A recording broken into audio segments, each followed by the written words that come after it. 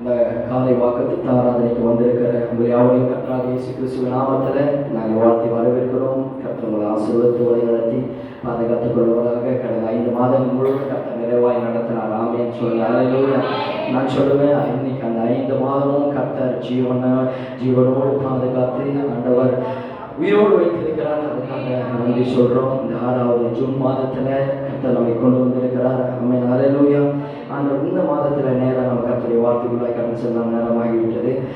இந்த மாதத்தில் கர்த்தர் நமக்கு வைத்திருக்கிற வாக்கு தத்தங்கள், அந்த வார்த்தை இந்த மாதத்தில் ஆண்டவர் நம்மோடு கூட நம்ம சபைக்கும் நமக்கும் கொடுக்குற ஒரு வார்த்தை யோபு புத்தகத்தில் 23வது அதிகாரம் 14வது வசனத்தில் ஆண்டவர் நமக்கு அந்த வாக்கு தத்துவமாய் கொடுத்திருக்கிறார். அந்த வாக்கு தத்துவம் இந்த 30 நாள் கர்த்தர் நடத்துவார்.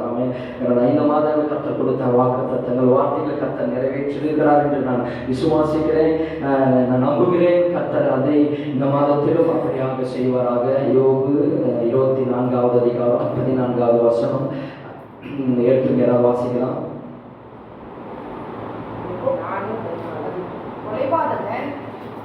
23:14 நானே படிக்கிறேன். எனக்கு குறித்திருக்கிறதை அவர் நிறைவேற்றுவார்.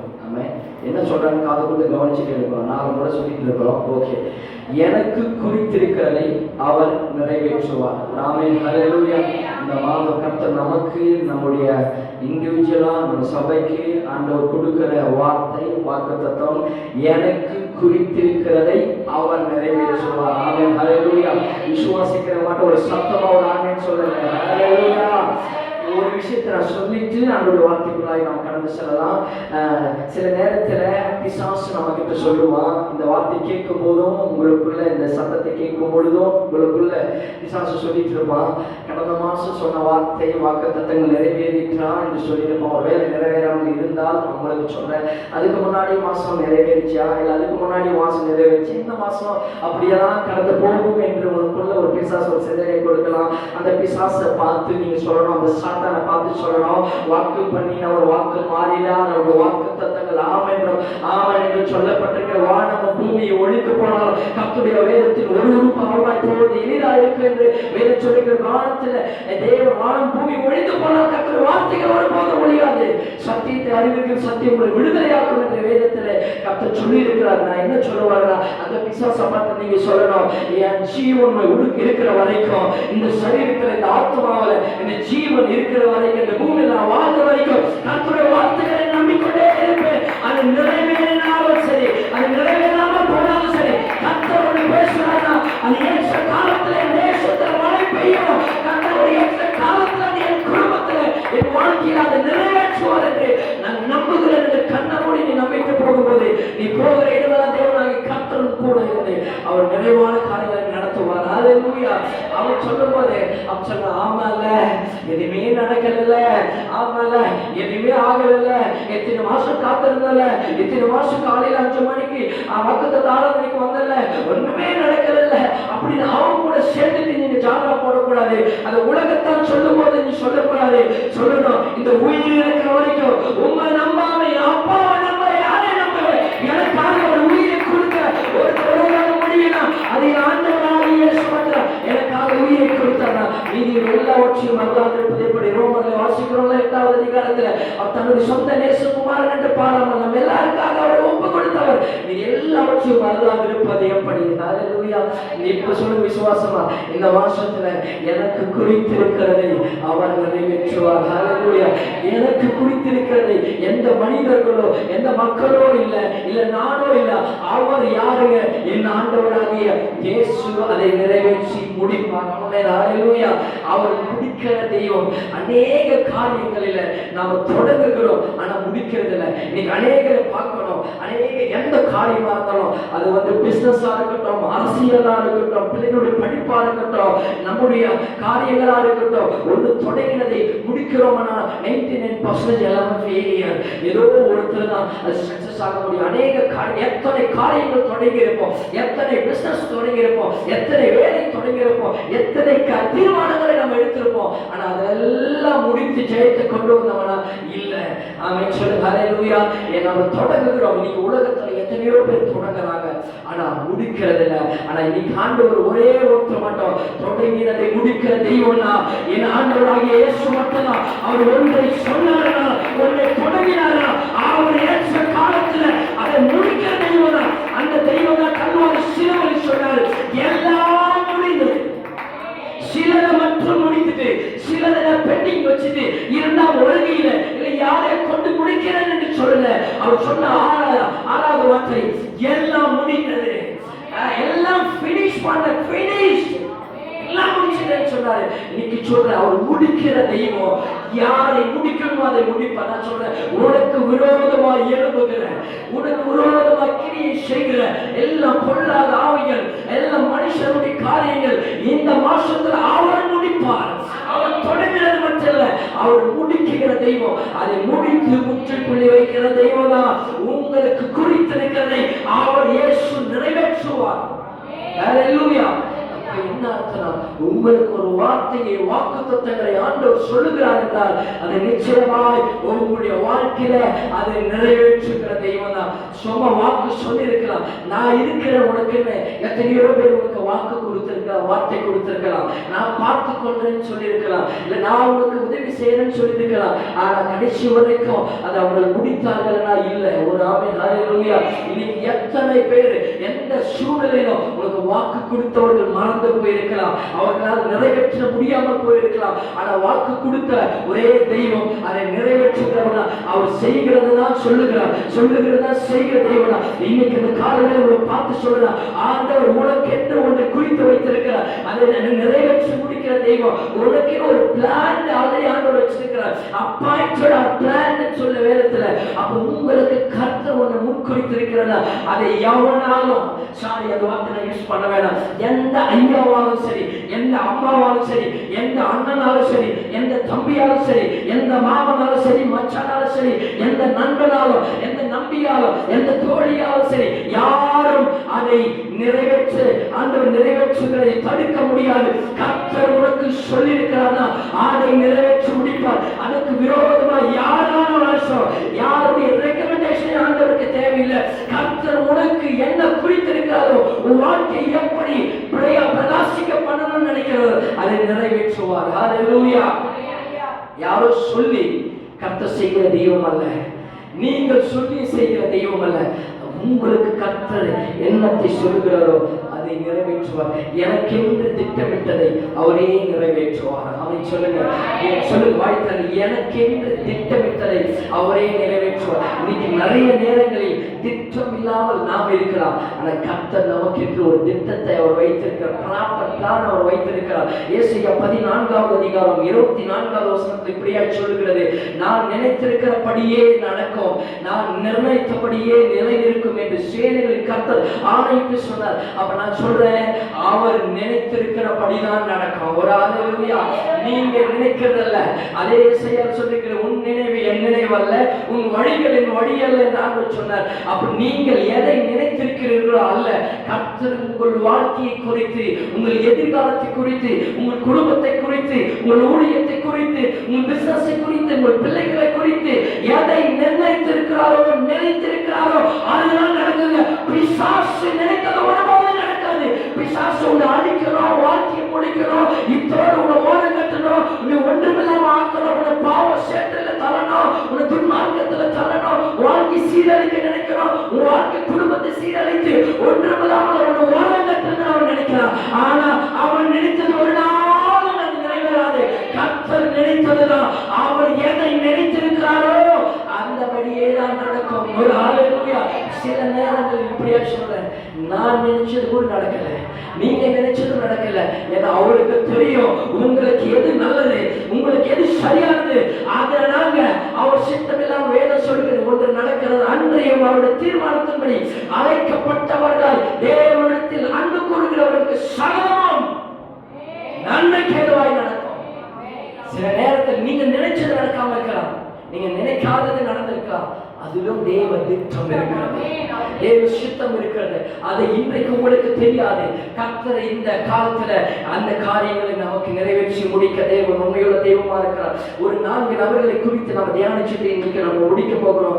ஆண்டவர் யாருடைய வாழ்க்கையில, நிறைய பேருடைய வாழ்க்கையில ஆண்டவர் பரிசுத்தவான்களுடைய வாழ்க்கையில, பழைய ஏற்பாட்டிலும் சரி புதிய ஏற்பாட்டிலும் சரி, அவர் யாருக்கெல்லாம் ஒரு முன்குறித்தலை வைத்தாரோ அதை அவர் நிறைவேற்றினார். நான் சொல்ற வேதத்துல ஒருவரும் ஆண்டவர் முன்குறித்ததை முடிக்காமல் பரலோக ராஜ்யத்தில் போனதில்லை. ஒரு ஹல்லேலூயா. அப்படின்னு நான் சொல்றேன், உங்களுக்கு ஆண்டவர் என்னத்தை முன்குறித்திருக்கிறாரோ அதை முடிக்காம நீங்க அங்க போக முடியாது. ஹல்லேலூயா. பக்கத்து கையை பிடிச்சு சொல்லுங்க, நான் முடிக்காம நான் போக மாட்டேன். ஒரு ஹல்லேலூயா. என் வாழ்க்கையில சாதிக்க வேண்டியதை சாதிக்காம நான் போக மாட்டேன். நான் செய்ய வேண்டியதை நான் தான் செய்வேன். யாரையோ கொண்டு அல்ல, என்னை கொண்டு கர்த்தர் என்ன செய்யணும்னு திட்டம் வைத்திருக்கிறாரோ அந்த திட்டத்தை நான் நிறைவேற்ற வரைக்கும் நான் காத்திருப்பேன், பொறுமையா இருப்பேன், கர்த்தருடைய சமூகத்தில் அமர்ந்திருப்பேன். தேவன் எனக்கு என்ன சொன்னாரோ அதை நிறைவேற்றுகிற காலம் சமீபமா இருக்கிறது. முதல்ல நம்பர் 1, கர்த்தர் ஆபிரகாமுக்கு குறித்திருக்கிறதை நிறைவேற்றினார். ஹல்லேலூயா. நம்பர் 1, கர்த்தர் ஆபிரகாமுக்கு எதை முன்குறித்திருந்தாரோ அதை நிறைவேற்றினார்.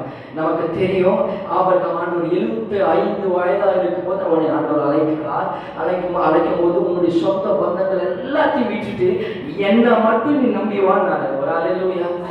நான் சொல்றது அது கொஞ்சம் ஒரு ஆழமா அதை யோசிக்கணும், நேரம் வார இல்லை. ஆண்டவர் இன்னைக்கு அது ஆழமா நான் சொல்றேன்.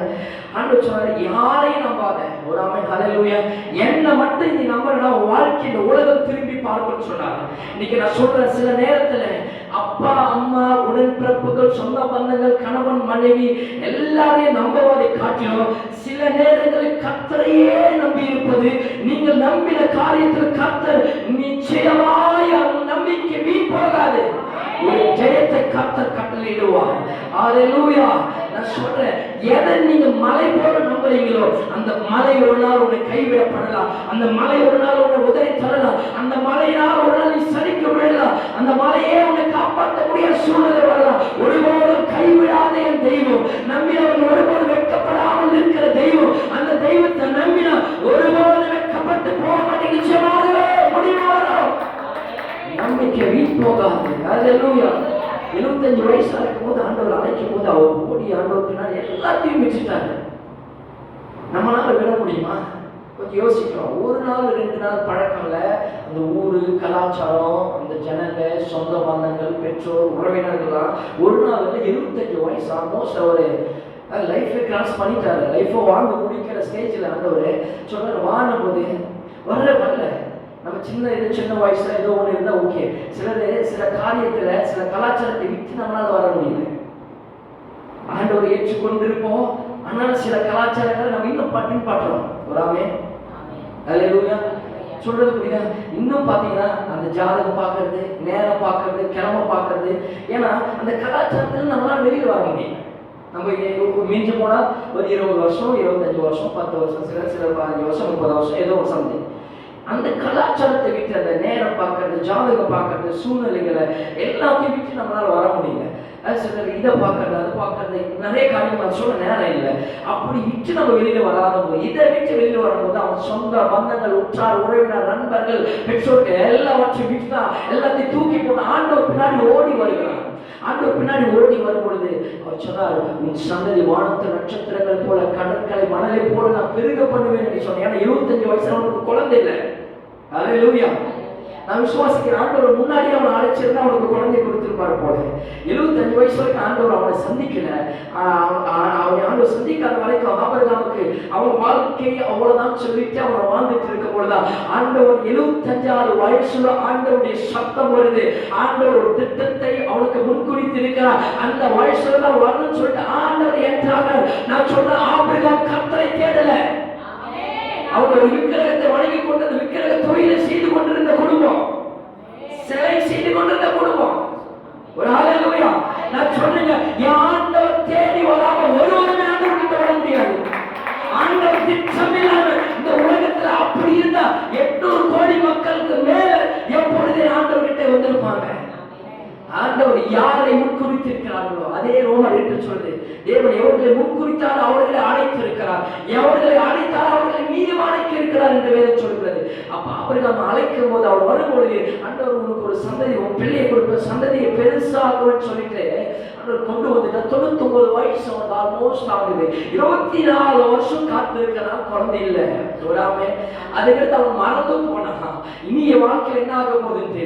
உடனே என்ன பண்றான்? பிசாசு ஒரு தந்திரமான காரியத்தை உள்ள நுழைக்கிறான். யார்? மனைவி மூலமா, ஆகார சாரால் மூலமா நுழைச்சி வேலை செய்கிற வேலைக்காரியாக ஆகாரை திருமணம் செய்து அவள் மூலமாவது நம்ம சந்ததி விருத்தி அடைச்சோம், நமக்கு பிள்ளை இல்லாமல் இருந்தா எப்படி இருக்குன்னு சொல்லிட்டு அவளை மனைவியே என்ன பண்றா? கணவனுக்கு 2ஆம் தரமா திருமணம் செய்து அவன் மூலமா ஒரு மகனை பெற்றெடுக்கிறார். அவன் தான் இஸ்மாவேல். இன்னைக்கு இருக்கிற இஸ்மாவேல் தேசத்தில் இருக்கிற ஜனங்க ஒரு ஆமென் ஹல்லேலூயா. அவர்கள் இஸ்மாவேலை பெற்றெடுக்கும் போது அப்போ அவனுக்குள்ள ஒரு சந்தோஷம், ஒரு நிறைவு வந்தது மாதிரி தெரிஞ்சது. அவன் மனைவிக்குள்ள ஓகே, நமக்கு பேர் சொல்ல ஒரு பிள்ளை இருக்கிறான், நமக்கு சந்ததிக்கு ஒரு பிள்ளை இருக்கிறான்னு சொல்லிட்டு இதோட முடிச்சிடலாம், வாழ்க்கை முடிச்சிடலாம். பிசாசோட திட்டத்தை போட்டுட்டான். சில நேரத்தில் சில காரியங்கள் உனக்கு சம்பந்தமில்லாத சில காரியங்கள் நடக்கும். ஓகே, இதுதான் போல நமக்கு இதான் நம்ம வாழ்க்கை சொல்லிட்டு அதோடு நம்ம வாழ்க்கையை முடிச்சுக்கிறோம். அது உண்மையில ஆண்டவர் இதோ ஆண்டவர் இது இவனுக்கு முன்குறித்தது அல்ல, இது இவன் தேடி போனது. இவனுடைய மனைவியா சாரா தேடி போனது, ஆண்டவர் தேடி போனது அல்ல. ஆண்டவருடைய திட்டம் அது அல்ல. இப்ப நான் சொல்லட்டுமா? இது வந்து ஆகாருடைய சாராவுடைய திட்டம், ஆபிரகாமுடைய திட்டம். ஆனா ஆண்டவருடைய திட்டம் அதல்ல. அவர் திட்டம் நிறைவேற வரைக்கும் இது ஃபுல்ஃபில் ஒருபோதும் ஆகாது. நான் சொல்றேன், உங்களுக்குள்ள ஒரு நிறைவே தெரியலன்றீங்கன்னா ஆண்டவருடைய திட்டம் என்ன நிறைவேறணும் அர்த்தம். எத்தனையோ செய்யறேன், எத்தனையோ பிசினஸ் பண்றேன், எத்தனையோ வேலைக்கு போறேன், என்னென்னமோ பண்றேன், ஆனா எனக்குள்ள ஒரு திருப்தி வரலன்றீங்களா? அது உங்க திட்டம். ஆண்டோட திட்டம் இன்னும் வரல. ஆண்டவர் சமூகத்தில் காத்திருக்கிறோம். ஆண்டவர் இந்த மாசம் கேட்கிறோம், ஆண்டவரே எனக்கு என்னத்தை குறித்திருக்கிறீங்க, எனக்கு என்னுடைய திட்டம் என்ன? தாவீதுக்காரன் கேட்க, நான் இங்க வந்ததுக்கு ஒரு முகாந்திரம் இல்லையா? ஒரு ஹல்லேலூயா கேட்கும் பொழுது அவருடைய திட்டத்தை திறந்தார்னா அது உங்கள் வாழ்க்கையில் சரியான பாதையில கொண்டு போகும். ஒரு தோல்வியை கொண்டு வராது, ஒரு பொழுது உங்கள் வாழ்க்கையில் சறுக்கலையை கொண்டு வராது. சொல்லும்போது இவங்க திட்டம் நிறைவேறிச்சு, இவனைதான் சொல்ல அவன் தேர்ச்சி கொண்டான். இந்த உலகத்தில் பிசாசும் இவனை அப்படியே கண்ட்ரோல் பண்ணலாம்னு நினைச்சான். ஆனா ஆண்டவர் நினைச்சாரு, அது ஏன் திட்டம் இல்லை, ஏன் திட்டம் ஒரு நாள் நிறைவேறாமல் போகாதுன்னு சொல்லிட்டு 99வது வயசு அவன் டச்சாய் 100 ஆகும்போது அவனுக்கு ஒரு பாலகன் பிறக்கிறார். அவர் தான் ஈசாக்கு. அதுதான் ஆண்டவருடைய திட்டம். அவர் மூலமா இன்னைக்கு இஸ்ரவேல் சந்ததி, இன்னைக்கு ஆபிரகாமுடைய சந்ததி ஆண்டவர் சொன்ன வானத்து நட்சத்திரங்களை போல கடற்கரை மணலை போல பெருகப்படுவேன் என்று சொன்னாரே, அது நிறைவேறிச்சா? இன்னைக்கு நீங்கள் நாம யாருடைய சந்ததி? ஆபிரகாமுடைய சந்ததி. இன்னைக்கு இருக்கிற எத்தனை கோடி மக்களும் அவர் சொன்னதை இன்னைக்கு எத்தனை கிறிஸ்துவர்கள் என்று விரல் விட்டு எண்ணி பார்க்க முடியாத அளவுக்கு அதுதான் வானத்து நட்சத்திரங்களை என்ன, கடல் மணலை என்ன முடியலையா? அப்படியா இருக்கணும். இன்னைக்கு இப்படியா சனங்கள் பெருகி இதுதாங்க கர்த்தர் ஆபிரகாமுக்கு என்ன முன்குறித்ததை நிறைவேற்றார். நேரம் ஸ்பீட முடிக்கிறார். நம்பர் 2, இரண்டாவது, கர்த்தர் யோசேப்புக்கு முன்குறித்திருக்கிறதை நிறைவேற்றினார். கர்த்தர் இரண்டாவது மனுஷன் யாரு? யோசேப்புக்கு முன்குறித்ததை நிறைவேற்றினார். நான் கொஞ்சம் ஸ்பீடா சொல்றேன். யோசேப்புக்கு ஆண்டவர் சொப்பனங்களை கொடுக்கிறார், தரிசனங்களை கொடுக்கிறார். குடும்பத்திலேயே அவங்க பகைக்கிறாங்க. இந்த ஸ்டோரியில் நமக்கு தெரியும். ஓகே, நான் ஸ்பீடாக வரும்பொழுது ஒரு நாள் அவனுக்கு 14 வயசாக இருக்கும்போது அண்ணாலாம் என்ன பண்ணிட்டு இருக்காங்க, 11 பேர் அவங்க ஒரு இடத்துல ஆடு மேய்ச்சிட்டு இருக்கிறாங்க. உடனே அப்பா என்ன பண்ணுறாரு, அண்ணாங்களுக்கு போய் சாப்பாடு கொடுத்துருவாங்க. அந்த ரொட்டியெல்லாம் செஞ்சு ரெடி பண்ணி கொடுக்குறாரு. ஒரு கஷ்டப்பட்டு எடுத்துகிட்டு போகிறாரு. போகும்பொழுது அவங்க என்ன பண்ணுறாங்க, அவனை தூக்கி குழியில் போடுறாங்க, தண்ணி இல்லாத குழியில் போடுறாங்க. குழியில் போட்டு அவன் சாகடிக்க நினைக்கிறாங்க. அப்போ கூட இந்த ஒரு சின்ன பையன், அவனுக்கு கொஞ்சம் அவன் மேலே ஒரு ஈர்ப்பு பாசம், இதெல்லாம் ஈர்ப்பு பாசம்லாம் இல்லை. ஆண்டவர் வைத்த திட்டத்தை அந்த பிள்ளை மூலமா நிறைவேற்ற உங்க வாழ்க்கை ஏதாவது ஒரு நடக்கிற யாரோ ஒருத்தாங்க இருப்பான். உனக்கு விரோதமாய் 100 பேர் இருந்தாலும் சரி, ஒரு ஆள் அந்த நடுவுல உனக்காக பரிந்து பேசுகிற ஒரு நபர் இருப்பார்.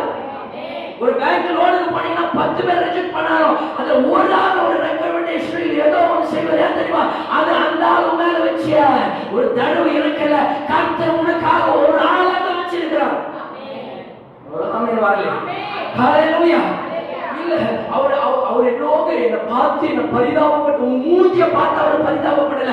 ஆண்டவர் அந்த மகனை கொண்டு வாழ்க்கை ஏதோ ஒன்றை முடிக்கணும் என்று அவனுக்குள்ள தேவனுடைய ஒரு வல்லமையை வைத்து அந்த ஆளை கொண்டு முடிக்கணும் என்று அப்படி ஆண்டவர் அதை மாற்றுகிறார். எத்தனை பேர் அந்த அனுபவத்தில் கடந்து வந்திருக்கிறீங்க? அநேக நேரங்கள் நான் கடந்திருப்பேன். சில நேரங்கள் எல்லாரும் மகிழ்ச்சியா இருக்கும்போது ஒரு நபர் வேணா விடுங்க அப்படின்ற ஒரு சத்தம் வருதுன்னா ஆண்டவர் அதை கன்ஃபார்ம் பண்ற கர்த்தர் இருக்கிறார் என்ற அர்த்தம். நீ மட்டும் போராடல, அந்த போராட்டத்தின் மத்தியிலே ஆண்டவர் இருக்கிறார். தூக்கி குழியில போடுறாங்க, குழியிலிருந்து அப்ப அவன் சொல்றான், என்ன அவன் சாகடிக்கிறது, எடுத்து வெளியிலாவது யாருக்காவது வித்து விட்டுலாம் அப்படின்னு சொல்லும் போது அந்த ஜனங்களை வரும்பொழுது என்ன பண்றாங்க, அவனுக்கு வெள்ளி காசுக்கு அவனை வித்துடுறாங்க. அவன் போறான், பார்வன் கிட்ட போறான். அங்க போயிட்டு என்ன பண்றான், பார்வன் கிட்ட அரண்மனையில் அசிஸ்டண்டா இருக்கிறான். வராம எல்லா வேலையும் செஞ்சுட்டு இருக்கிறான். அப்ப நான் நினைச்சேன், அவனுக்குள்ள பிசாசு விதைச்சிருவான், நீ அங்க ஒண்ணுமே இல்லாம அங்க வாழ்ந்துட்டு இருந்த, இங்க இவ்வளவு பெரிய அரண்மனை, ராஜா அரண்மனையில அசிஸ்டண்டா இருக்கிற எவ்வளவு பெரிய பதவி. இன்னைக்கு சீஃப் மினிஸ்டருக்கு பிஏ இருக்கிறதுனா எவ்வளவு பெரிய விஷயம், பிரதமருக்கு பிஏ இருக்கிறது எவ்வளவு பெரிய விஷயம். அவ்வளவு பர்சனல் செக்ரட்டரி அவ்வளவுதான். அப்படி அவ்வளவு பதவியில் இருக்கிறேன், அவ்வளவுதான் நம்ம லைஃப் இதுதான் சொல்லிட்டு அவன் அதை நினைச்சிருக்கலாம். ஒரு வேலை ஒரு ஆமை ஹல்லேலூயா. பிசாசு என்ன பண்ணா, இவனை இங்கேயே அசிஸ்டண்டா உட்கார வைக்கணும்னு நினைச்சிருக்கலாம். ஒரு ஆமை ஹல்லேலூயா. ஒரு விஷயத்தை நானும் சொல்லிடுறேன், மன்னிக்கணும், அதை நான் குற்றப்படுத்துவதற்காக சொல்லல. நான் ஒரு 15-16 வருஷத்துக்கு முன்னாடி நான் ஒரு ஆண்டோரை ஏற்றுக்கொண்டு ரட்சிக்கப்படும் பொழுது ஒரு ஊழியக்காரருக்கு அசிஸ்டன்ட் பாஸ்டர் மாதிரி நான் ஒரு எடுபடி வேலை செஞ்சுருந்தேன்னு வச்சுங்க. இதுதான் என் லைஃப்னு அன்னைக்கு நான் நினைச்சேன். சத்தியம் உண்மை. ஒரு ஆமை அந்த பாஸ்டருக்கு பெட்டி தூக்கிட்டு போறது, துணி அயன் பண்றது, எல்லா வேலையும் செய்து சேவை செய்து, இதுதான் என் லைஃப். ஒரு ஊழியத்துக்காக நான் செய்யணும்னு சொல்லிட்டு அவர் பின்னாடி வர்றது. அப்படிதான், இதுதான் ஊழியம், இதுதான் என்னுடைய லைஃப், இப்படிதான் இருக்கணும்னு எனக்குள்ள ஒரு சிந்தனை வந்தது. நான் சொல்றேன், பிசாசேபல் நினைச்சா ஓகே இப்படியே ஊழியம் ஓடிட்டுன்னு சொல்லிட்டு, ஆனா ஆண்டவர் அதை முன்குறிக்கல. ஒரு ஹல்லேலூயா. 10-15 வருஷம் ஆனா காத்து இன்னைக்கு ஒரு சபையை கொடுத்திருக்கிறாங்க. இத்தனை போராட்டங்கள், பிரச்சனைகள், உபத்திரவங்கள், ஜாதி மத்தியில் ஒரு ஊழியத்தை கர்த்தர் கொடுத்திருக்க. தேவன் முன்குறித்தது அந்த காரியம் தான். இதற்காக கர்த்தர் என்ன 2000 வருடங்களுக்கு முன்னாடி கர்த்தர் அழைத்திருக்கிறார். இன்னைக்கு உங்களுக்கு சொன்ன ஏதோ ஒன்று செய்யலாம், அதில் நீங்க திருப்தி அடையாதீங்க. இது தேவன் முன்குறித்ததா என்று கொஞ்சம் யோசிக்கணும். அப்படின்னு ஆண்டவரே, நீங்க என்ன திட்டத்தை என் வாழ்க்கையில, என் கணவன் வாழ்க்கையில, என் மனைவி வாழ்க்கையில, என் பிள்ளைகள் வாழ்க்கையில, என் ஊழியத்துல, என் பிசினஸ்ல, எதிர்காலத்தில் என்ன திட்டம் வைத்திருக்கிறீரோ அதுக்காக நான் காத்திருக்கிறேன். அது மட்டும்தான் என் வாழ்க்கையில நிறைவேறணும் என்று நீங்கள் கேட்கும் பொழுது கர்த்தர் நிறைவேற்றுவார். அப்ப அவன் அரண்மனையில ராஜா அசிஸ்டண்டா இருக்கிறது அது ஆண்டவருடைய திட்டம் அல்ல. இன்னும் சொல்ற, அவன் தூக்கி ஜெயில போடுறாங்க. எதுக்கு உங்களுக்கு தெரியும், அந்த ஜெயில போயிட்டு அங்க வந்து லீடரா இருக்கிறான். அது பரவாயில்ல, ஜெயில நம்ம லீடரா இருக்கிறோமே, அவன் அங்க ஒரு திருப்தியா இருந்தான். அது ஆண்டவருடைய திட்டம் அல்ல. அங்கேயே அவன் லைஃப் செட்டில் ஆயிடுச்சுன்னு நினைச்சான். அது ஆண்டவருடைய திட்டம் அல்ல. ஆண்டவருடைய திட்டம் என்ன தெரியுமா, அந்த தேசத்துல, எகிப்து தேசத்திலே பிரதம மந்திரியாய் பிரைம் மினிஸ்டர் அமர பண்ணுவதுதான் கர்த்தருடைய திட்டம். அதுக்கு 16 வருஷம் காத்திருந்தாங்க. பரவாயில்ல, நீங்க 10 வருஷம் 15 வருஷம் 20 வருஷம் நீங்க காத்திருக்கலாம். ஆனா ஆண்டவர் உன்னை எங்க அமர பண்ணணுமோ ஒரு இடத்துல ஆண்டவர் அமர பண்ண திட்டம் பண்ணிட்டாரா, யாரை தள்ளணுமோ தள்ளி அந்த இடத்துல உன்னை கர்த்தர் அமர பண்ணுவார். ஒரு ஆமென் ஹல்லேலூயா. கர்த்தர் யோசேப்புக்கு குறித்ததை நிறைவேற்றினார். நம்பர் 3, கர்த்தர் தாவீதுக்கு முன் குறித்ததை நிறைவேற்றினார். தாவீதுக்கு தெரியும், இந்த பிசாசு சொல்லும், இந்த உலகம் சொல்லும், மக்கள் எல்லாரும் சொல்லுவாங்க, அவன் ஆடு மேய்ச்சிக்கிட்டு வனாந்தரத்துல பாட்டு பாடிக்கிட்டு நல்ல ஆராதனை வீரர், பாட்டு பாட்டு கீர்த்தனை வாசித்து கிட்டார் போட்டுக்கிட்டு கிண்ண ரகத்துல ஆண்டவர் பாடிட்டு சந்தோஷமா ஆடு மேய்ச்சிட்டு இருந்தான்.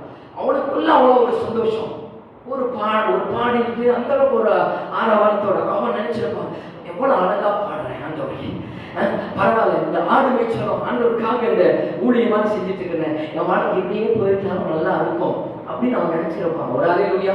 ஏன்னா ஆண்டவரே அந்த சின்ன வேலையிலும் உண்மையா ஆண்டவருக்காக செஞ்சுட்டு இருந்தான். வேற வேலைக்கு போனா கூட என்னால் அப்படி பாடி ஆண்டவரை ஆராதனை பண்ண முடியுமா, ஃப்ரீயா இருக்க முடியுமா அப்படின்னு நினைச்சிட்டு இதுதான் கொடுக்குது ஆண்டவருடைய திட்டம் சொல்லிட்டு அவன் திட்டத்தை திருப்திப்படுத்திக் கொண்டு சந்தோஷமா ஆடு மேய்ச்சான். அவனுக்கு அந்த திட்டம், அவனுக்கு அதுதான் அவனுக்கு திட்டம் அவனுக்கு தெரியலன்னா அவன் சந்தோஷமா ஒரு வேலை செய்ய மாட்டான். ஒரு ஆமென் ஹல்லேலூயா.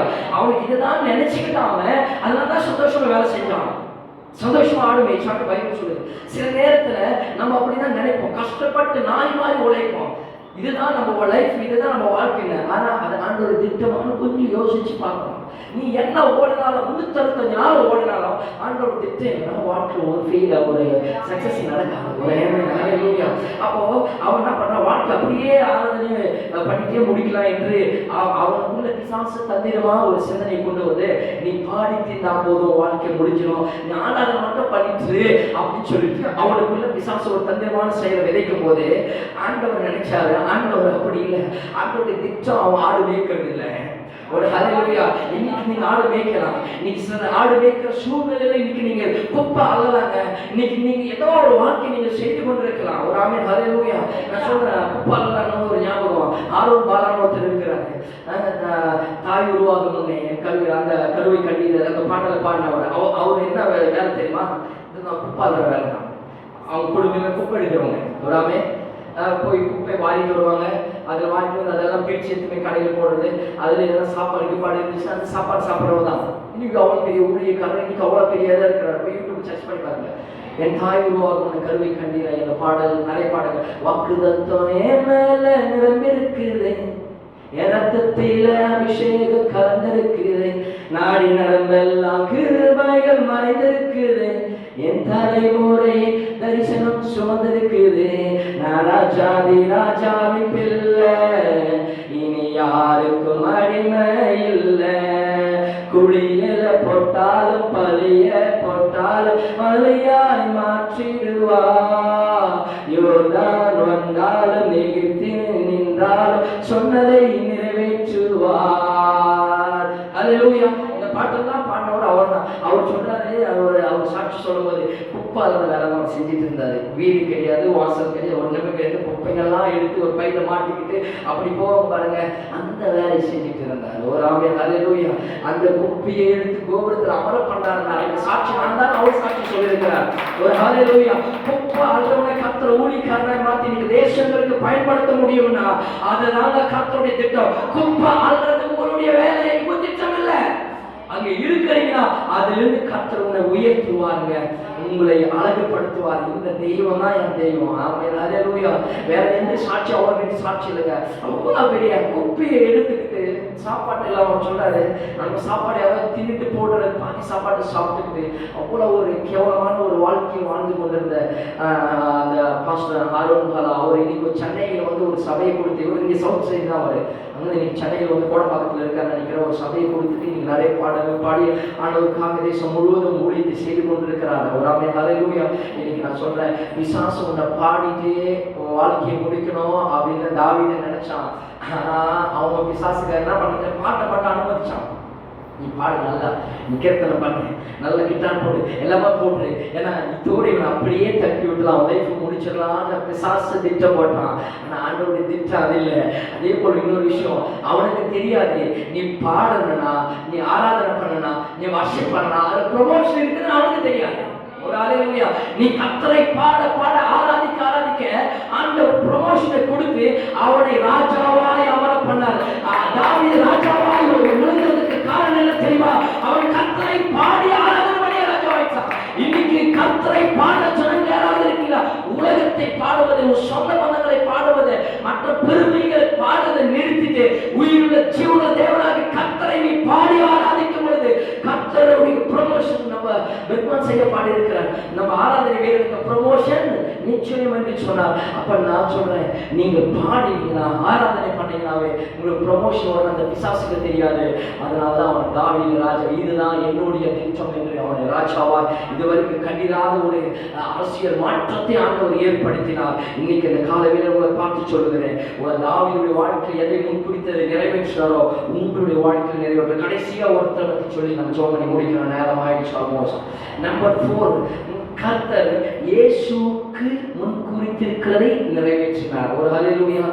அவரையும் நம்ம டச் பண்ணணும்னு நினைச்சேன். இன்னைக்கு ஆண்டவர் இயேசுவுக்கே ஆண்டவர் ஒரு பிளான் வச்சிருந்தார்.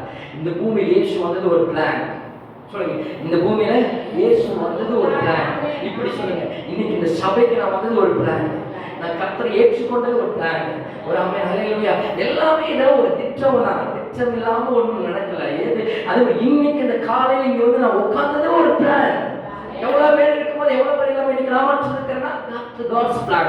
ஒரு ஹalleluya. அப்போ பிசாசு என்ன பண்ண, இயேசு இந்த பூமியில வந்தார், 30 வருஷம் வாழ்ந்தார், உயிரோடு வாழ்ந்தார். அதுக்கடுத்து என்ன பண்ணாரு, 3 வருஷம் ஊழியம் பண்ண அற்புதங்கள்லாம் பண்ணிட்டாரு. பண்ண உடனே அவரை எப்படியாவது சாகடிக்கணும். அவன் பார்த்தான் 3 வருஷத்துல இந்த மனுஷன் இப்படி ஊழித்து செய்து நம்மளை ராஜ்யத்தை ஒழிச்சிருவார் போல இருக்குன்னு சொல்லிட்டு தான் அவர் எப்படியாவது சாகடிக்கணும். ஜனங்களை ஏவி விட்டு பிசாசு பண்ணி என்ன பண்ணாரு, அவரை சாகடிச்சு இப்போ கல்லறையில வச்சுட்டோன்னு அவன் நினைச்சான். இப்போ ஒரே செலிப்ரேஷன் எங்க நரகத்துல பிசாசுல ஒரே கொண்டாட்டம், எல்லாம் குடி குமாரத்தோட சந்தோஷமா. என்ன சந்தோஷம் கேட்டீங்கன்னா, அவன் சொல்லிச்சு பிசாசு, அவங்க நமக்கு இருந்த ஒரே ஒரு எதிரி இயேசுவே முடிச்சுட்டான், வாக்கியம் முடிச்சுட்டான். இனி நான் தான் ராஜா, இனி நான் தான் எல்லாமே சொல்லிட்டு இந்த உலகத்துக்கு அதிபதி நான் தான் என்று ஒரே சந்தோஷம் ஒரு குமாரத்தோடு இருக்கும் பொழுதுதான் அவன் ஜெயிச்சுட்டான்னு நினைச்சிட்டு இருக்கும் போதுதான் அது அவன் நினைச்ச திட்டம், அது இயேசுவை நான் முடிச்சுட்டேன், கல்வார் சிலுவையில் அவரை முடிச்சுட்டேன், அவர் வாழ்க்கையை முடிச்சுட்டேன் அப்படின்னு பிசாசு நினைச்சிட்டு இருந்தா என் திட்டம் நிறைவேறிச்சுன்னு நினைச்சான். அது அவன் திட்டம் நிறைவேறல. கர்த்தருடைய திட்டத்தை நிறைவேற்றும்படியாய் அவர் மரித்து அடக்கம் பண்ணப்பட்டது உண்மைதான். ஆனா 3வது ஒரு நாள் இருக்கிறது. இதுதான் God's plan. Hallelujah. அவன் நினைச்ச சாகடிக்கிற வரைக்கும் எல்லாமே போச்சு, எல்லாமே நல்லா நடந்துட்டு இருக்குது, நம்ம பிளான் அவன் நினைச்சான். இதுக்கு மேல ஒரு பிளான் இருக்குது. அது அவனுக்கு யோசிச்சு யூகித்து கூட பார்க்க முடியல. அவன் யோசிச்சிருந்தானா, யூகித்திருந்தானா, இயேசு சாகடிச்சிருக்கான். நான் சொன்னது புரியுதுங்களா? அவன் யோசிச்சிருந்தானா இயேசுவே சத்தியமா சாகடிச்சிருக்கான். ஒரு ஹalleluya. ஏன்னா அவனுக்கு தெரியும் இப்படி நடக்கும்னு தெரிஞ்சுதான் அவன் ரொம்ப உஷாராயிடுவான். ஆனா கர்த்தர் தான் யாருக்கு நான் சொல்லட்டும், இன்னொரு வார்த்தை ரேமா வார்த்தையா இந்த காலையில் சொல்லி முடிக்கிறேன். உங்களுக்கு கர்த்தர் வச்சிருக்கிற திட்டங்கள் சில நேரங்கள், பல நேரங்கள் உங்களுக்கே அது தெரியாது. உங்களுக்கு அது மறைத்து வைத்திருக்கிறார். அது சமயமும் காலம் வரும்பொழுது இப்ப வந்துச்சுன்னா உன்னை கை காலம் பிடிக்க முடியாது. ஒரு ஹalleluya. இல்லை நீ உருப்படாம போயிருப்பேன். ஒரு ஆமென் ஹalleluya. இப்படிதான் நான் ஒரு 10 வருஷத்துக்கு பின்னாடி பார்த்தேன். உன் வாழ்க்கை அப்படி இருக்கிற போது இப்படி செய்யற வேலை ஒழுங்கா செய்ய மாட்டேன், ஒழுங்கா சர்ச்சு கூட வர மாட்டேன். ஒரு ஆமென் ஹalleluya. சில நேரத்துல கர்த்தர் வைத்திருக்கிற திட்டங்கள் உனக்கே தெரியாம இருக்கும். ஆனா அதான் கொரிந்தியர்ல சொல்லப்பட்டிருக்க, தேவன் ஆயத்தம் பண்ணினவைகள் கண் காணவும் இல்லை, காதில் கேட்கவும் இல்லை, இருதயத்தில் தோன்றவும் இல்லை, தேவ ஆவியானவர் வெளிப்படுத்திருக்க. சில சமயங்கள் ஆண்டவர் வெளிப்படுத்துவார். ஒரு ஹalleluya. நீ என்ன செய்யணும், என்ன பண்ணணும், எங்க போகணும் என்பதை தேவன் உனக்கு வெளிப்படுத்துவார். ஒரு ஆமென். அதுக்கு பிசாசு திட்டம் நிறைவேற இயேசு கிறிஸ்து 3ஆம் நாள் உயிரோடு எழுந்த போதுதான் அவன் நினைச்சான், ஐயோ சரியான தப்பு பண்ணிட்டேன்னு சொல்லிட்டு இன்னைக்கு வரைக்கும் அவன் தலைமால கையை வச்சவன் இன்ன வரைக்கும் எடுக்காம அவன் இன்னைக்கு வரைக்கும் கதறி கொண்டிருக்கிறான்னா தேவ திட்டம். ஒரே இன்னொரு வார்த்தை சொல்லி முடிக்கிறேன். தேவன் உனக்குள்ள ஒரு திட்டத்தை வைத்திருக்கிறாருன்னா அந்த திட்டம் நிறைவேறுதுன்னா கதற வேண்டியவங்க அநேகர் கதறுவாங்க. உனக்கு விரோதமா எவெல்லாம் எழுப்பினானோ அவெல்லாம் கதற நாட்கள் சீக்கிரம் வரும். ஏன்னா கர்த்தருடைய திட்டம் நிறைவேறும் பொழுது. ஆமென் ஹalleluya. எழுந்திருக்கிற நான் ஜெபம் பண்ணி முடிக்கலாம். கர்த்தர் ஆசீர்வதிப்பாராக. எனக்கு குறித்திருக்கிறது நான் சொன்னேன், ஆபிரகாமுக்கு முன் குறித்ததை, யோசேப்புக்கு முன் குறித்ததை, தாவீதுக்கு முன் குறித்ததை, இயேசுவுக்கு முன் குறித்ததை நிறைவேற்றினார் கர்த்தர். எப்படியோ அப்படியே இந்த மாசத்தில் எனக்கு முன் குறித்திருக்கிறது, என் ஊழியத்துக்கு முன் குறித்திருக்கிறது, என்னுடைய பிசினஸ், என்னுடைய பிள்ளைகள், என்னுடைய எதிர்காலத்துக்கு முன் குறித்திருக்கிறது கர்த்தர் நிறைவேற்றி முடிப்பார். எல்லா கண்களை